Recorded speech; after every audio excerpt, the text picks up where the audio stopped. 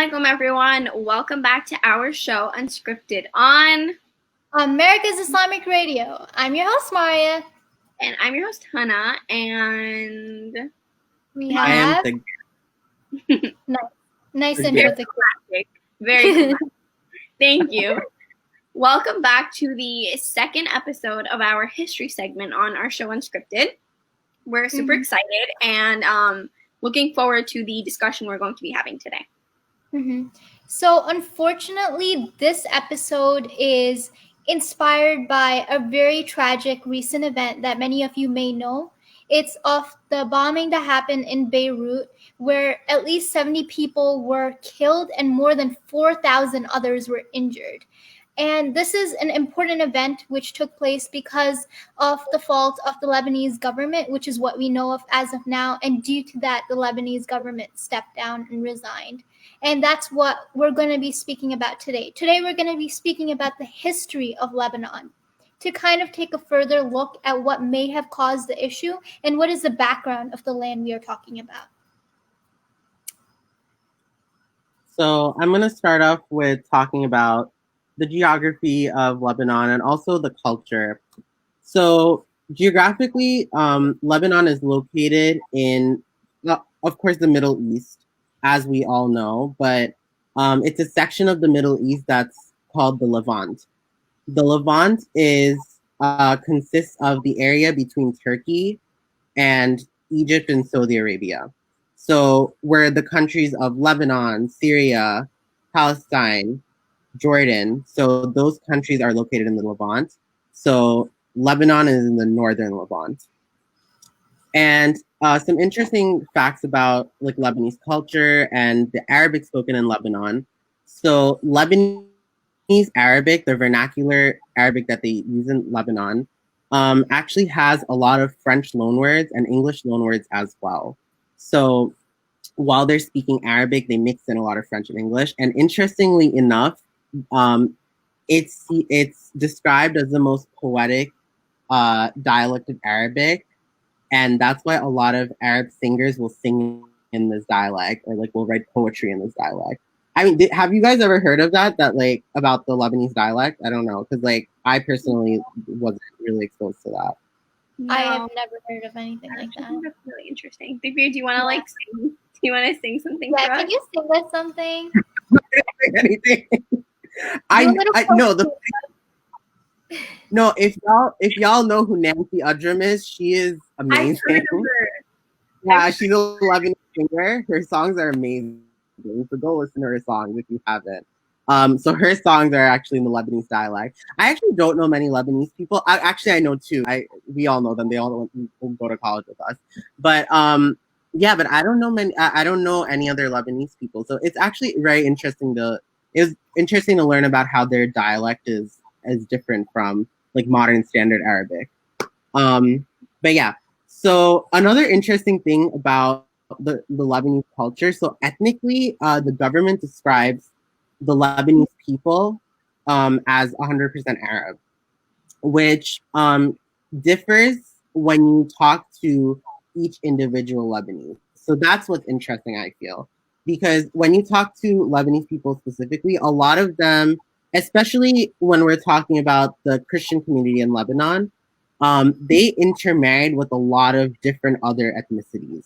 So, for example, like the Lebanese Christians in Lebanon who follow the Greek Orthodox Church, many of them intermarried into the Greek community, which is why a lot of their children and their grandchildren speak Greek as a second or third language in addition to Arabic and English or French, because Lebanon used to be a French protectorate after World War II.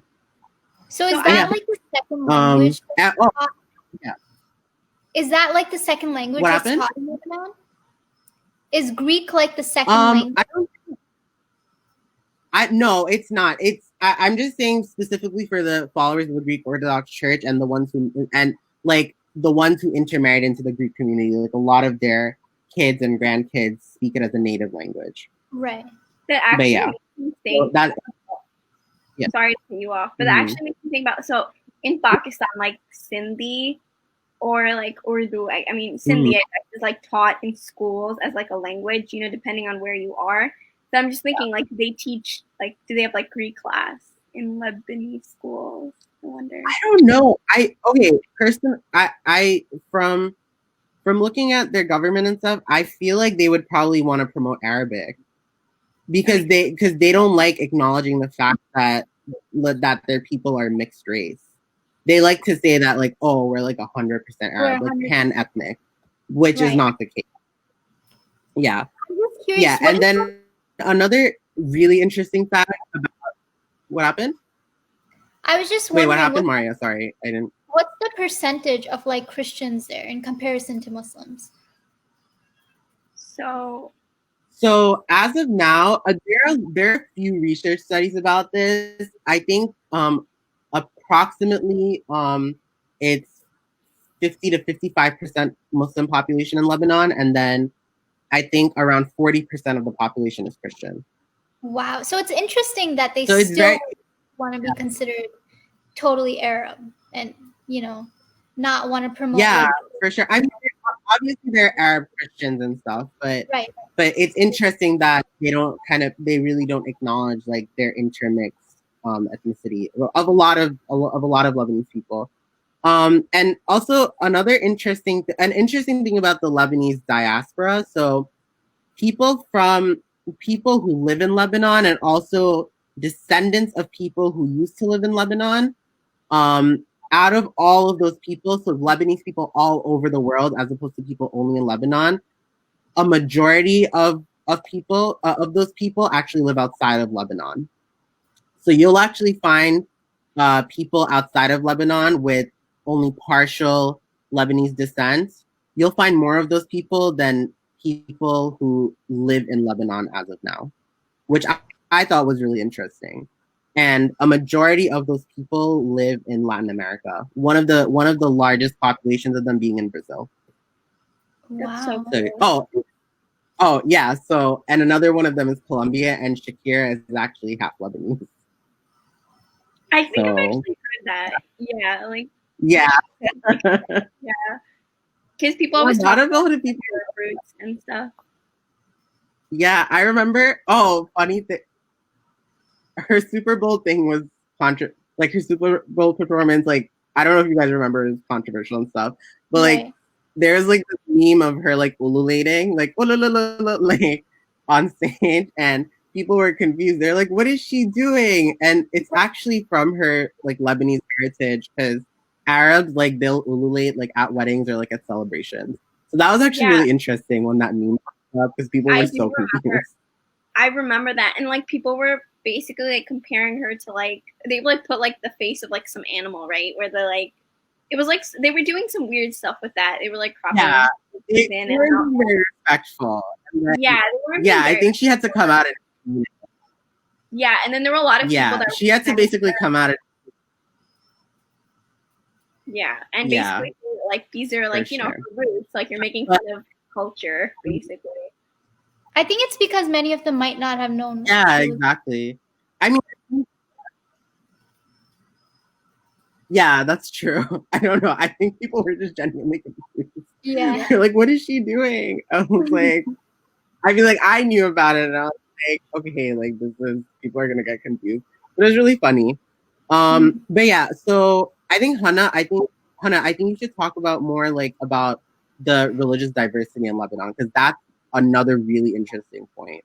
Yeah, so with religion in Lebanon is like plays a very pivotal role, and within like not just Lebanese, like not just like the religious aspect of it, but more like society, their culture, and even politics. So there are 18 recognized religious groups just amongst like Muslims and Christians. And it's so interesting because when it comes to like the political representation, the seats in parliament are apportioned based on like these 18 religious sects. So you have the ratio. So like, Maria, when you were bringing up the percentages of like Muslims and Christians, it made me think about like the ratio that they have in parliament. So there's like a 1-to-1 ratio with 8 of those seats allocated to the Druze. So the Druze, for people who are like don't really know, are they're like a group of people, a community that exhibit like an Islamic-based faith, but they don't. So while they do share some beliefs that are like Islamic, some of their beliefs aren't necessarily like in Islam. And so overall, when it comes to religion in Lebanon, it comprises like a really big part of your civil and social identity. So what I found really interesting is that in Lebanon, so even people who don't really like what's the word, like identify or practice like a certain religion, they still, like when it comes to their identification and like choosing like a legal identity, they end up choosing a religion for like governmental and judicial purposes. So yeah, I found that really, really interesting. That is really interesting because it's like, I mean, we can't even fathom that because the thing is, like, who asked us on it? Like in the U.S., it's like considered rude to ask someone that. Like, you don't ask someone that in conversation. But I guess that's normal over there. Like, if you pull out your documentation card, like, oh, like you're a Muslim or you're a Christian. Yeah, I mean, I here, think like, that's so interesting. Yeah, like you said before, like we don't want to be presumptuous and be like, oh, you know, like, are you from here, whatever? Because people do mind it, and I think it's really interesting how people do mind it. It's kind of like the question about like where you're ethnically from, but like how you ask it. So yeah, like what's your religion? Yeah, yes, yeah. It's like it's just like I've never actually had. Yeah, I think it might. It's like kind of crazy. I think it might also be because people. Wait, what happened, Maria? Sorry. People here tend to be more secular and like don't follow like a specific religion. They just follow a path.